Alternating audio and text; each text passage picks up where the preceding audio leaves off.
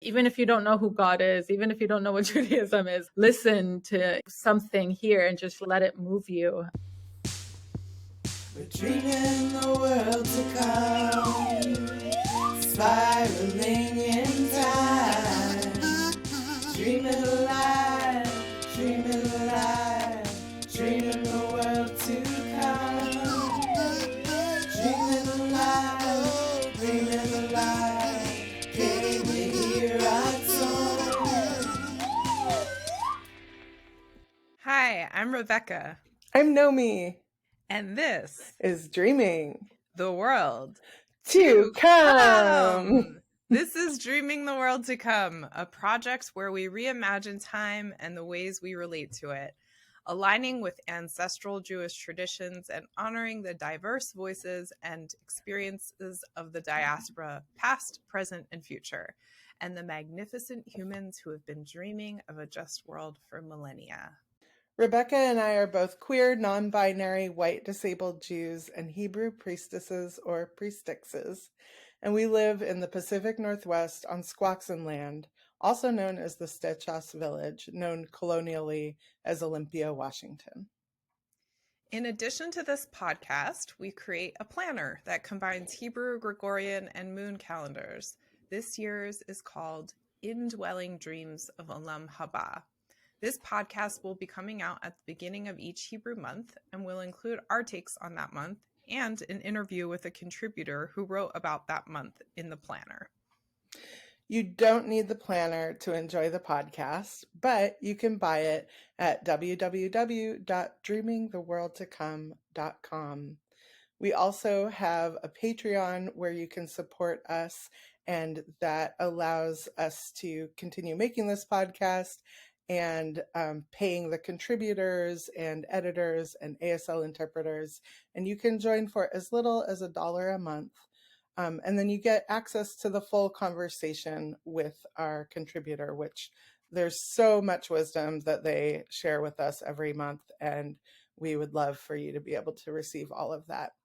So if you want that, join our Patreon, or also if you're a Jewish person of color and you want access to the full interview, just send us an email at elementalactivation@gmail.com. The Patreon is patreon.com/dreamingtheworldtocome. So, Rebecca, we are heading into the month of Kislev, and Kis means pocket, Lev means heart. So it's a pocket heart, which has this feeling of like tenderness and intimacy and holding our dreams close to our hearts and kind of going inside, going internal. Kislev is also the month where Hanukkah happens at the end of the month. But I don't think we're going to talk too much about Hanukkah. There's lots of information in the world about Hanukkah. We are going to focus more on the darkness and dream time and kind of like visioning prophecy aspects of Kislev. Yeah, the dark often gets shunned. Our culture is scared of it. I love what Ray Abalea wrote last year for the planner and shared a quote from our teacher, Sheikh Dr. Ibrahim Baba of beloved memory.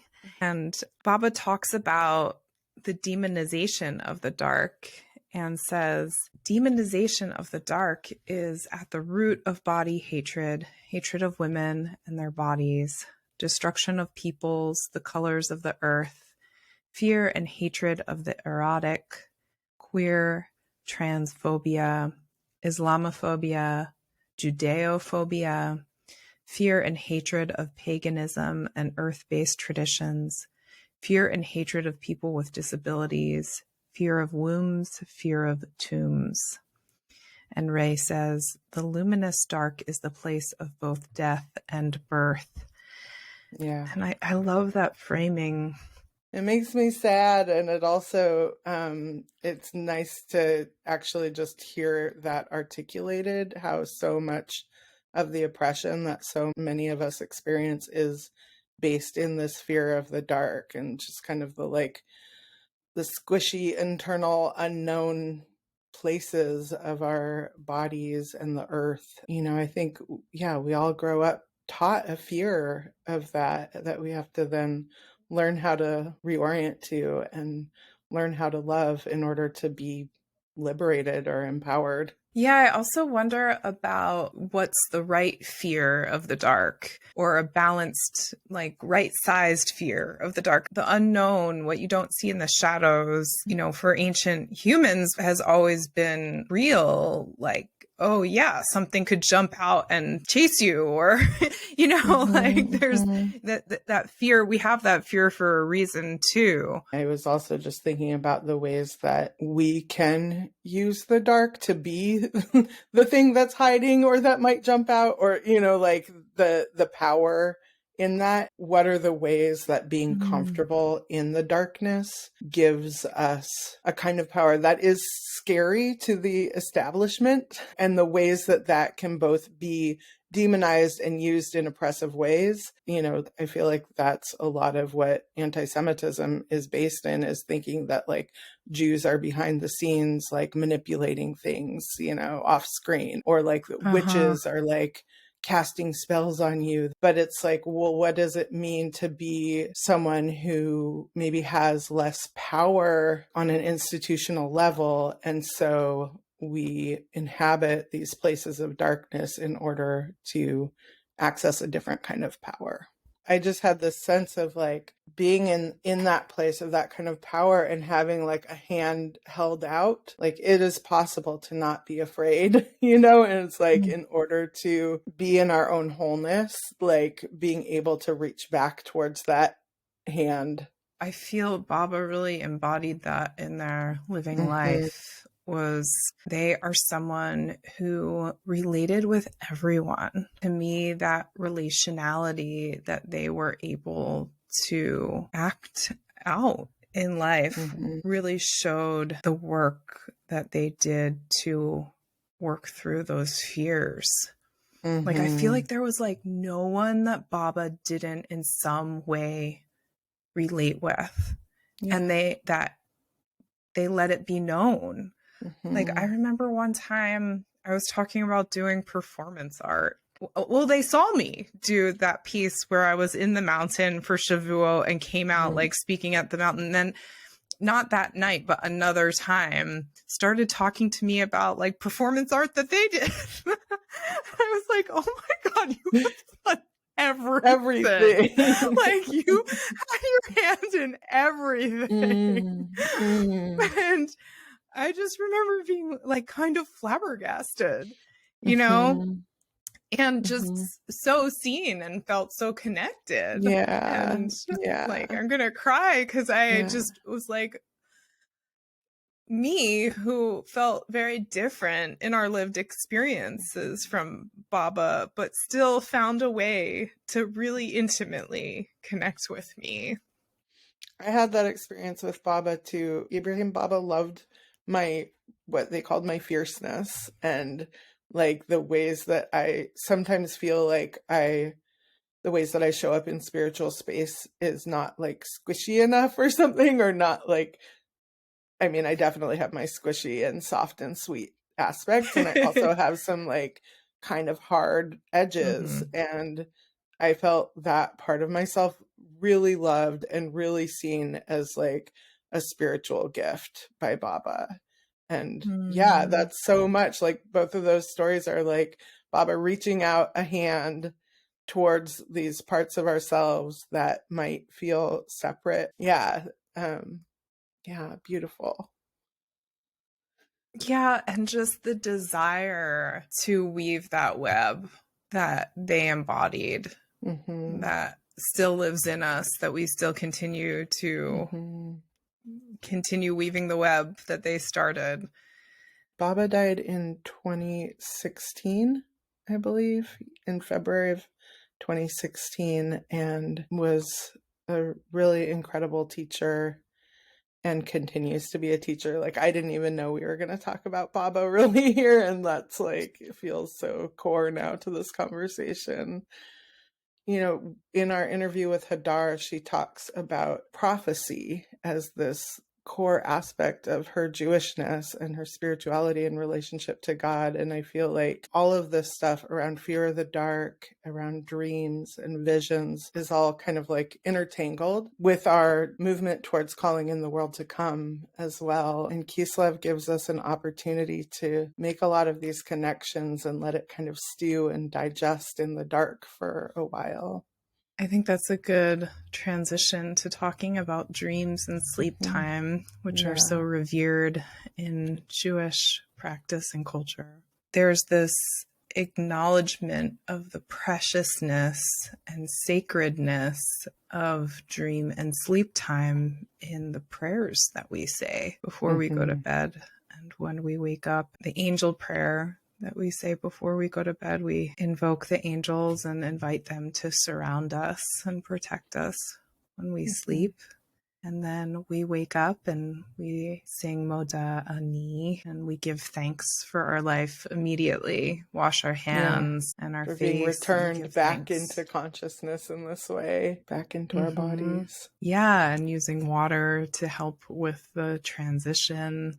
And with the angel's prayer, using our hands, there are movements that go along with that prayer to welcome the physicality of their presence. I think you were the first person that told me that you sing that prayer every night before bed. And I started doing it. It's really helped me in times where, like, I remember at one point when I was put on steroids because of a jaw issue and it triggered a manic episode. And I could feel the old feeling of like this aspect of myself wanting to kind of like jump out of my body. And I could feel those angels that I've been invoking every night, like holding me in place, like having that sense of place. And I think like talking about dreams, like I feel like there's really a lot of honoring for the miracle that we go traveling when we sleep. We like go all kinds of places and then are able to return back into our bodies and share about those places. There's a Jewish dreaming practice that we learned through Kohenet, and actually Jill Hammer has a whole book about it called Under Torah. And the practice is, first of all, that you always say, no matter what kind of dream it is, you say, I've seen a good dream. And that just like helps hold it as a gift and honor the energies for the gifts that they're bringing us. And then you tell your dream. It's not about the symbolicness of the dream, and it's not about trying to tell someone what it means. Instead, you occupy the dream in your own imagination and say, in my dream of this dream, and kind of like retell the parts of the dream that speak to you in your own imagination. And it does this thing that is different than trying to, quote, understand something, is to actually like inhabit that place from multiple perspectives and have it expand beyond the psychology of your own mind, you know? I've had really transformative experiences with it. I highly recommend that book. I also really like, there's a Talmudic practice of that when you have a bad dream, you should tell it to people and then they tell it back to you as a good dream so that it's not a nightmare or a bad dream anymore. And that kind of cancels out the negativity. Or expands it and brings it into wholeness. A lot of our dreams are prophetic, and even if they're not something that will happen in real time in our waking lives, we're working something out in the universe through them, and things change. You know, like you get a psychic reading or something and you're like, oh, that's the future for me. But then you could get a reading from the same person like the next day and they will give you a different reading of the future because so much just changes through us living and collaborating with the universe. I think a lot about the piece that Jonah wrote for the 5781 Golden Dreams of Olam Haba planner, where they offered this dream portal practice That's so sweet. Like having a little, like a teacup by your bed that might have like some rocks and water in it, and using that teacup as a portal to your dreams. And that the dream portal practice is more about connecting to the feeling and letting that little container of the teacup or whatever you choose to use be a container that can help hold and connect with that feeling. And I'll sometimes have like be dreaming about like the same place every night for like a week or two. And there's nothing to figure out about it necessarily, but there is this feeling of like I'm being asked to collaborate with my subconscious or with the universe in some way to move with this energy. And so I appreciate those kinds of tools and invitations to engage with dreams without having to like know what they are. Yeah, and I often talk with people who don't remember their dreams of other ways of working with the subconscious of sleep. So if you wake up in the night or you wake up in the morning and you hear a sound or you see the first thing you look at or the first thought you have or a memory that comes up, that those can be clues to your subconscious and in a way you're dreaming time because you're dreaming even if you don't remember them. Yeah, the other practice I wanted to share for remembering dreams is that when you're awake, eliciting the feeling of being in a dream, looking at your hands can be a way to elicit that kind of feeling. And just practicing that in your daily life can help you remember your dreams. Or if you are dreaming and you want to lucid dream, you can build your practice that way. And lucid dreaming, for those who might not know, is when you have the sense of being conscious and in control of your dreams, or like being able to like make choices in a more present way inside of your dreams. I will say that my experience is usually once I'm lucid dreaming, I kind of, it gets a little boring because I guess I don't have enough experience of it to really be able to have a lot of skill in navigating. Yeah, maybe having less control in our dreams is to be desired. Maybe. I like, you know, a lot of Rabbi Jill Hammer's practices are around receiving visitations and different kinds of visitations from different kinds of entities. And that feels less like being in control and more like being open and receptive, which is a good practice for me. I also know that having done a lot of hallucinogens in my life, that cultivating that sense of dreaming in my waking life was a big aspect of having used hallucinogens. It's like I'm seeing these themes and the ways that things are coming together in my waking life that feel like a dream. And that's actually part of how reality is and part of how reality works. Dreaming alive, dreaming alive, dreaming the world to come. Hadar, hello.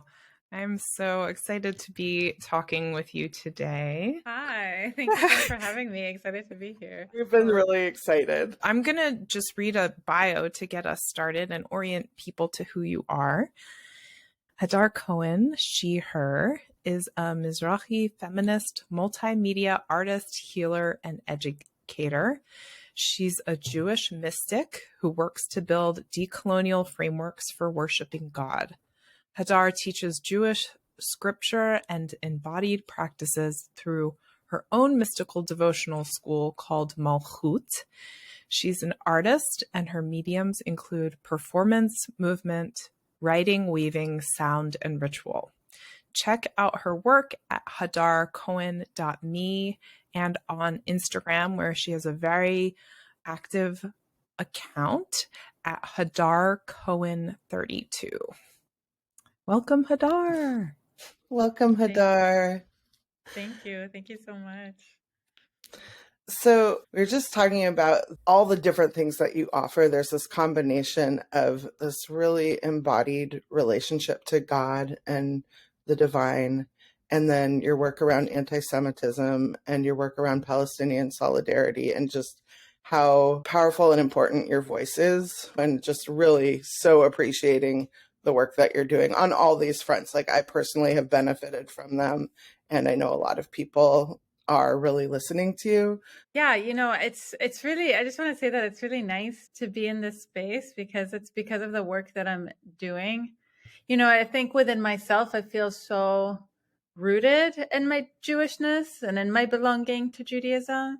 But then given the political climate that we are in, it's like sometimes strange to be like, okay, who's my Jewish community? Where am I understood? Where am I appreciated? Because we're really working through a lot as a larger Jewish community. So yeah, it's just always so moving and touching to be so warmly received by other Jews. Oh my God, I'm going to cry. It's so important to learn how to root in our spiritual wisdom and our tradition. And something that I think a lot about is around this relationship to mystery and to the unknown, which is really related to what I wrote for the piece, which is the month of Kislev. And I think about this also sometimes with the weaponization of religion and extremism that, is happening all over the world with so many different religions. But there's kind of this notion of like, we understand God and God said this in scripture. So let me tell the world that this is our right. And, to me, that feels like a really, just distorted understanding of God, because part of, the mystical journey of being in relationship to God is being in surrender and in the unknown and allowing the divine to lead. And actually, like, we don't know what the plan is. We don't know what liberation is going to look like. We don't know anything, actually. So we have to learn to really let go of so much of what we think is right. And this is really, this month of Kislev, which is the inner dream. It's the month filled with the longest nights in the Hebrew calendar year. So there's a time that we say in Judaism that we move into this moon dominance time because the night is longer, so the moon is shining more. And in Judaism, we love the moon. It teaches us so much. So yeah, to me, this is kind of core. I mean, this feels very like a feminist lens around how to embrace the moon, how to embrace the subconscious, how to embrace the unknown, this more shadowy dimensions of life. How do we actually open up to it and let it guide us and stop being so scared of it, right? There's so much fear of the feminine that's really hardcore in our time. And so, I really love this invitation that we have in Kislev, which is how do we open up into our subconscious? How do we use the guidance of the moon? How do we use this invitation into the dreamland, into the internal world? And this to me is the heart of mysticism. Oh, I love that, because I feel like what you're doing with the planner too, and to us, the planner, it's more than a planner. It's about community, about helping people find a space of belonging if they haven't found that in other places in Judaism or Jewish community.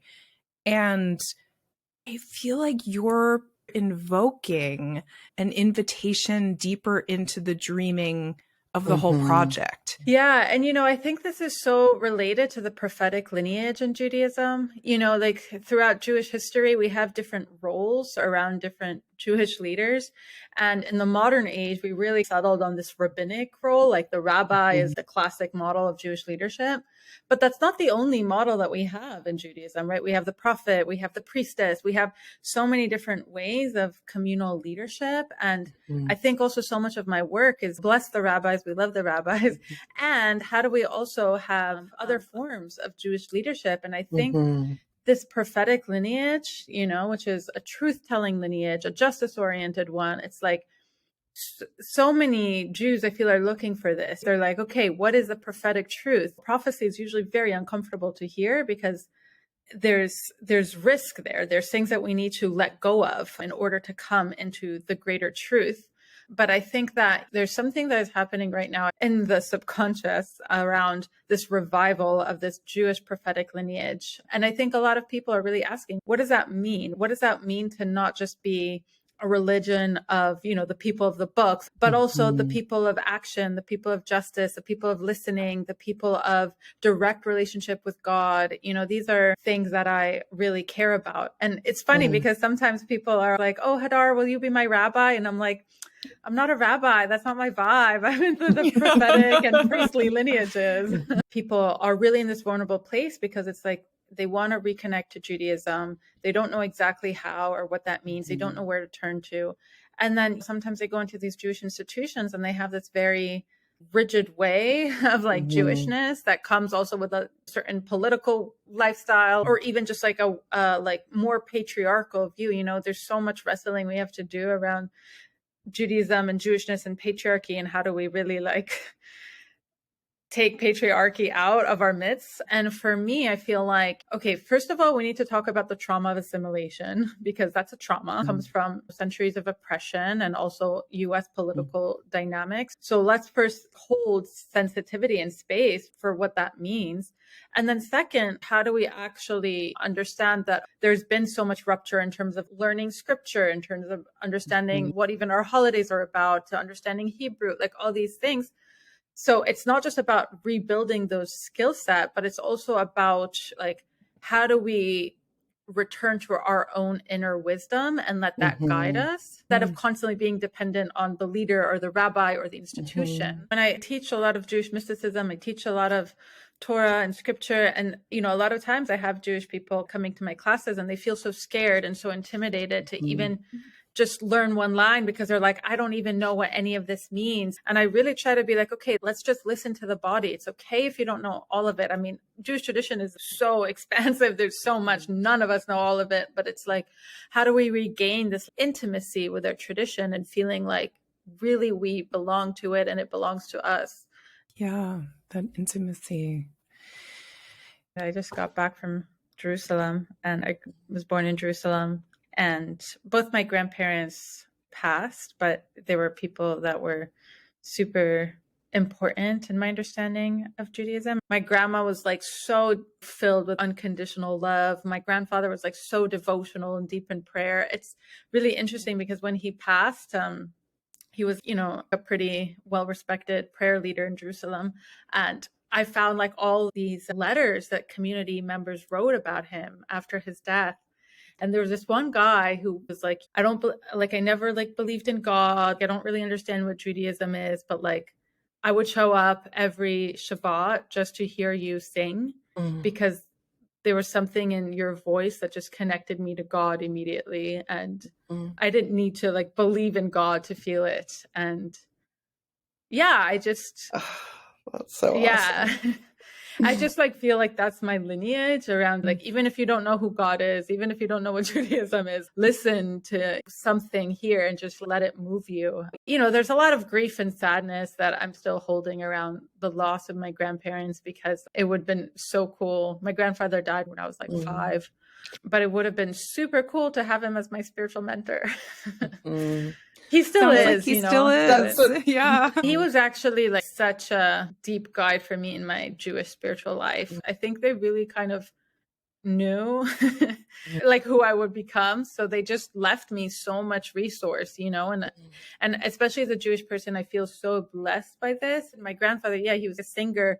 So I have all of his tapes of him learning how to sing Jewish prayer. He would sing in Arabic and Ladino and Hebrew. I have all his notebooks of him like trying to make sense of this music. It's like you could go to school with him through that and learn, be directly mentored. Yeah, I really feel like I have a whole school that I've inherited. But on the other hand, there's also just that grief process. And I think that's something that I'm still kind of working out with my relationship to Judaism. Whether I want it or don't want it, like the Jewish tradition is just never leaving me. Even if there's moments where I'm like, okay, I'm going to run away.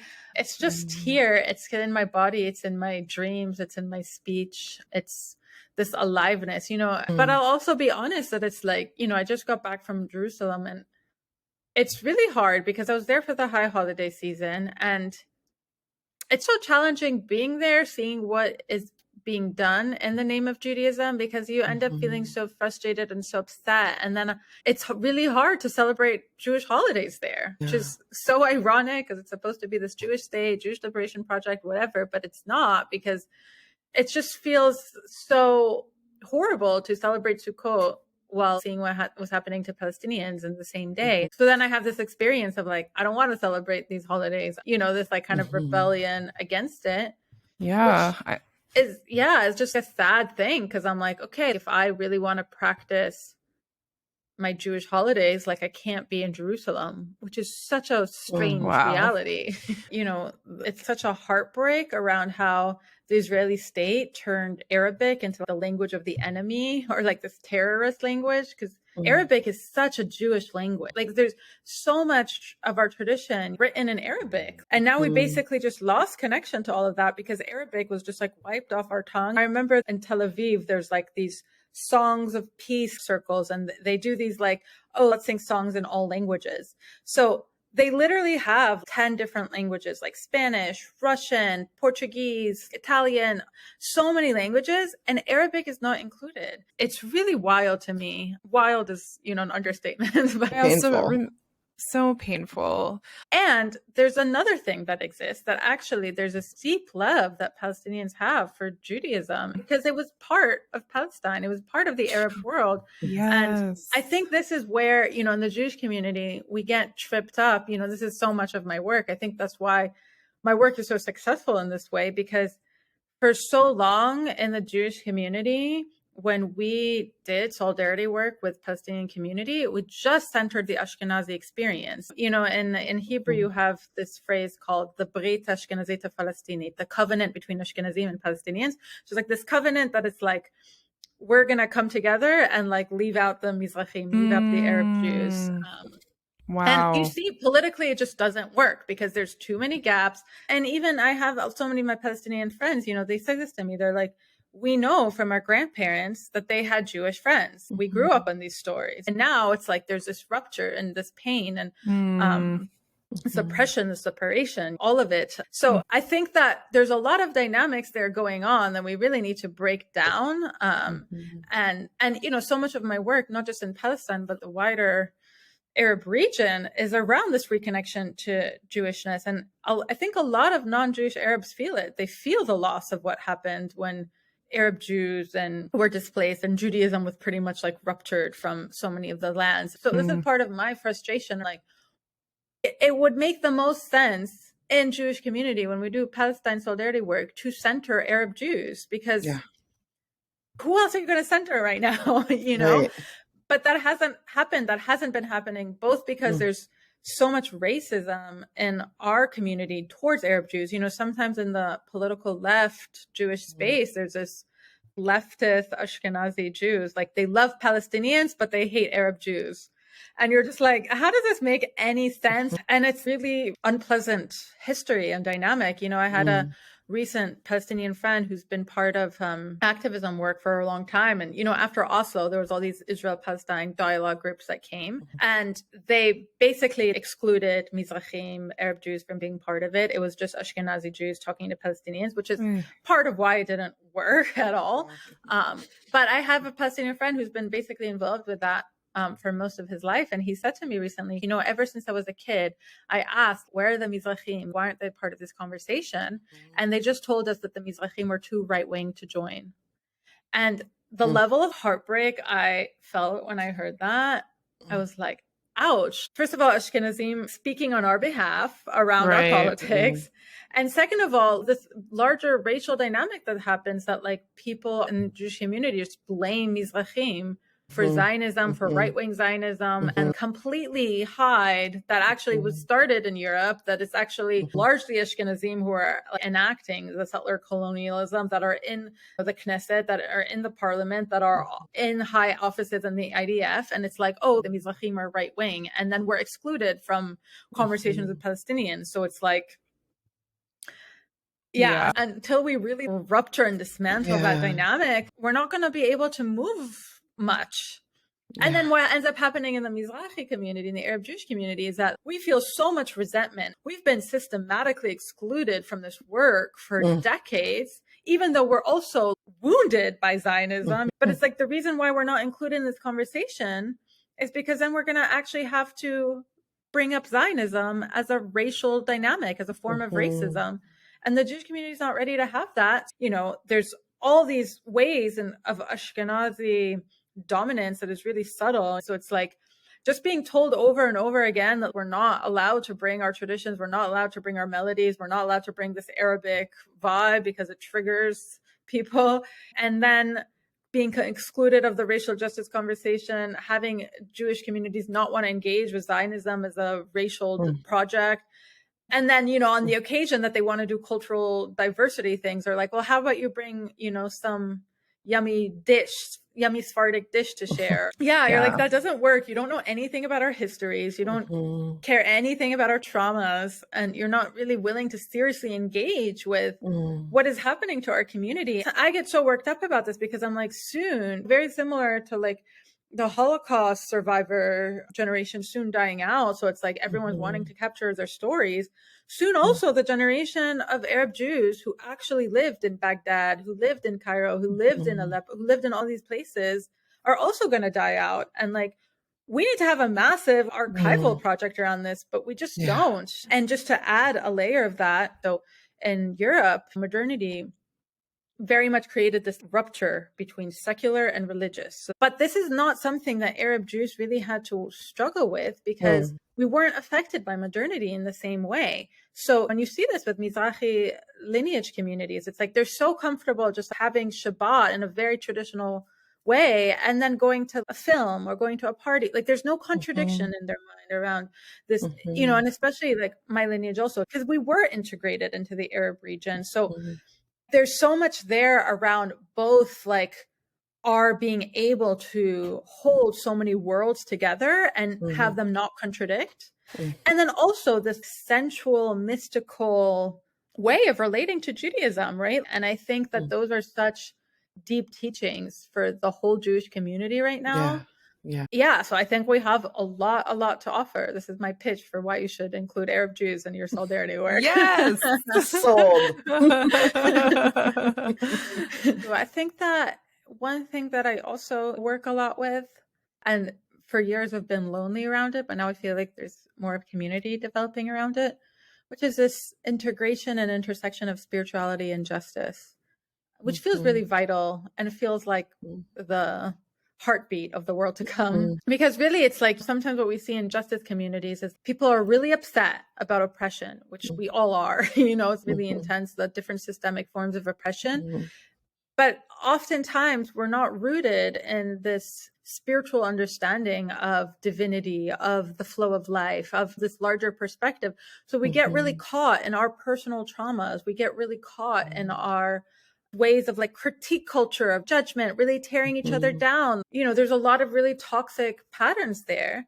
And then also we see in the spiritual community, right, we see all these little teachers who are really scared to touch racial justice. They're really scared to touch gender issues because they're like, oh, we'll just focus on how we're all one. And that's not okay either. So what's this way of rooting in spiritual wisdom, in understanding that there is interconnection between all human life, that is the fabric of creation, and that is our source of healing also, right? It's not isolating away from the world and just, you know, spiraling in our own personal traumas or our own community traumas, but it's actually, how do we understand this interconnection? How do we understand how God lives through all? And not just an abstract way, but like a lived way, right? Like a lived, actualized way, which means we're going to have to deal with some justice issues, which includes going through the many levels of suffering that exist on this human plane, right? We cannot walk away from that because we are on Earth, and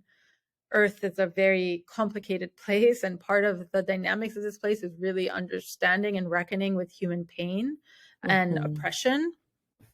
But if we don't do that from a spiritual perspective, we're going to be drowned by the intensity of the violence. So we need to hold on to God really strongly while we do this work.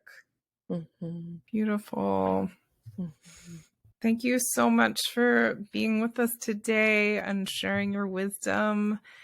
and blessings on all your work. Everyone go follow Hadar and sign up for all of her classes and enjoy the inspiration and wisdom. Hadar, Hadar HaNeviah, Hadar, Hadar HaNeviah, Shalom Aleich, Shalom Aleich, HaNeviah Shel Shechina. Thank you, Hadar HaNeviah. Amen. Thank you. Wow, I need that as my alarm clock every morning. I'll call you. I'll send you a voice memo. Dreaming alive, dreaming alive, dreaming the world to come. Olive meditation for Kislev.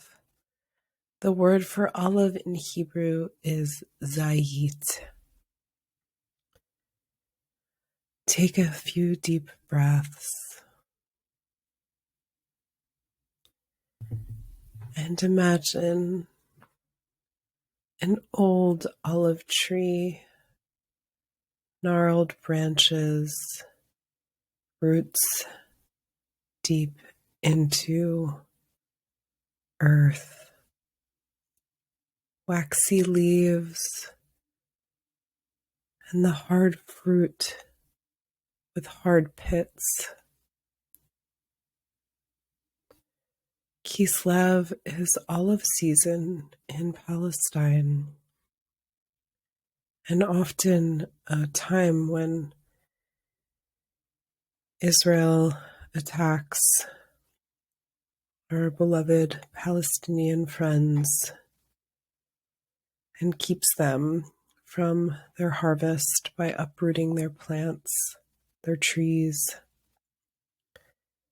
and disrupting the community harvest. So as we breathe into the grief of the olive trees that have been uprooted,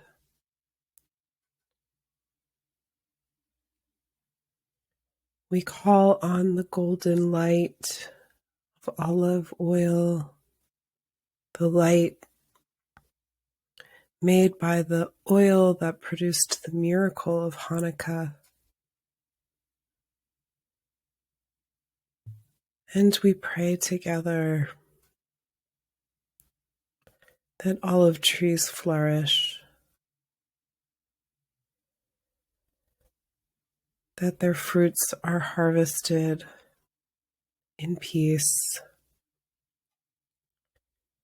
And like the dove from the Torah that brought a branch of olive as a symbol of peace and safety, may this tree be protected. Beloved olive, tree of light, of celestial glow, of miracles, tree of the heart, who anoints us, enchants us, sorcerer of sun, of solidity, the source of all light and life. You call us to acts of justice, and through these acts, we are anointed into your holy sanctuary. Breathing in this blessing, this incantation, honoring olive trees that can live to 1,000 years old, that know the mystery of time.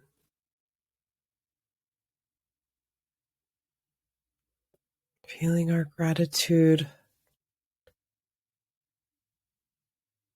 for the oil that infuses our meals and our bodies.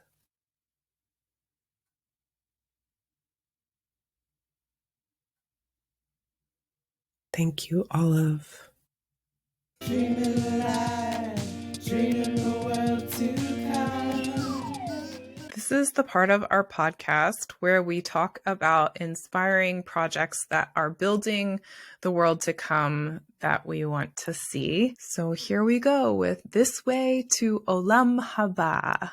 This month, we want to talk about the olive harvest in Palestine.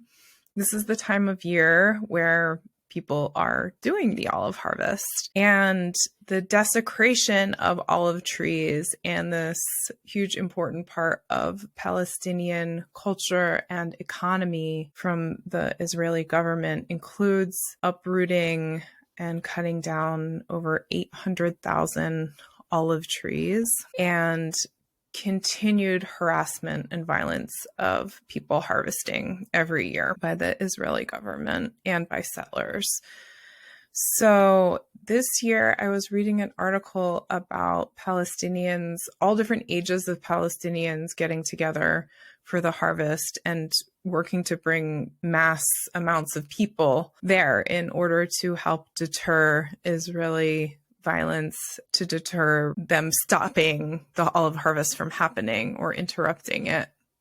I thought was really beautiful and inspiring how the community comes together throughout generations for the harvest, and also extremely saddened of the need to use all different kinds of strategies just to do this basic thing of gathering sustenance and olives to make olive oil and support people financially in their lives.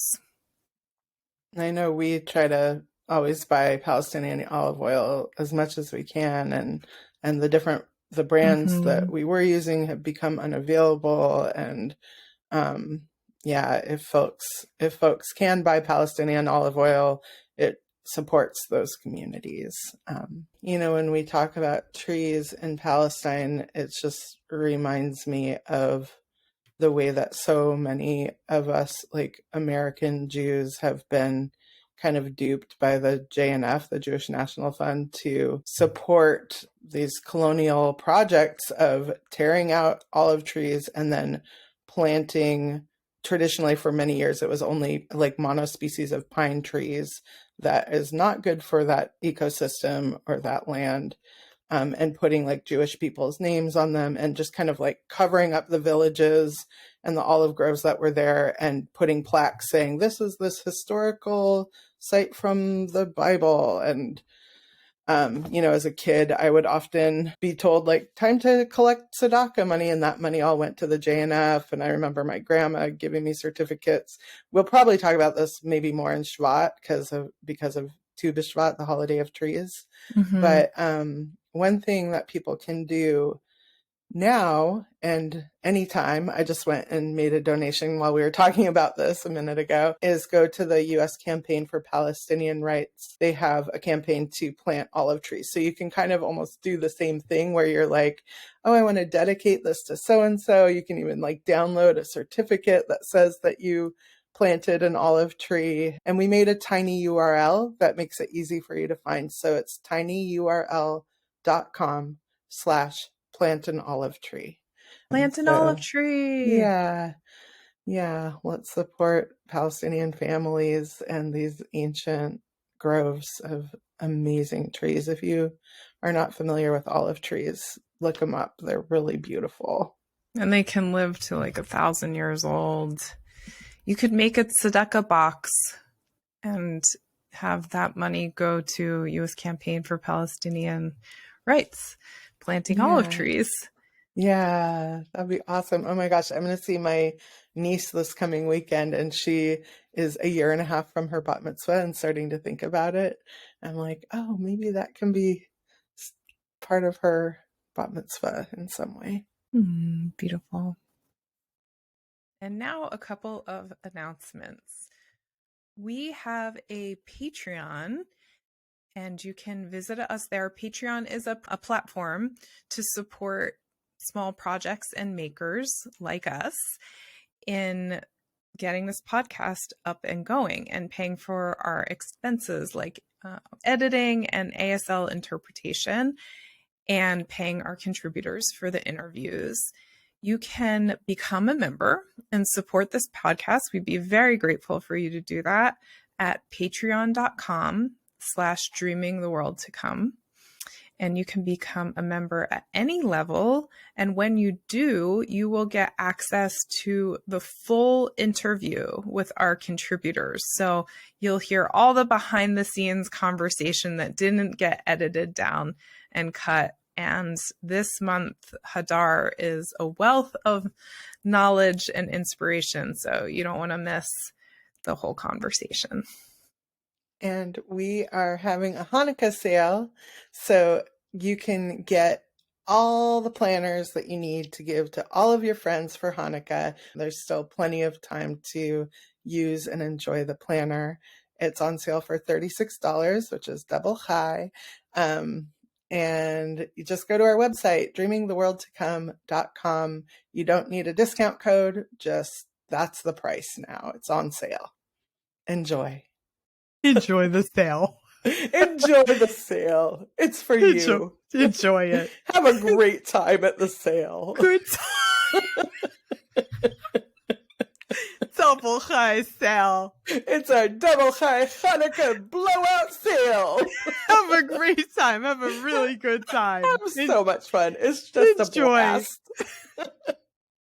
To go in the dark with the light is to know the light. To know dark, go without sight.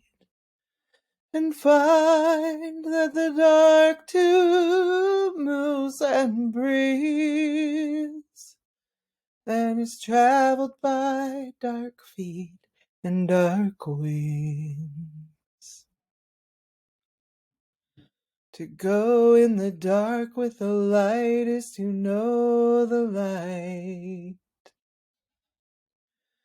To know dark, go without sight. And find that the dark too moves and breathes, and is traveled by dark feet and dark wings.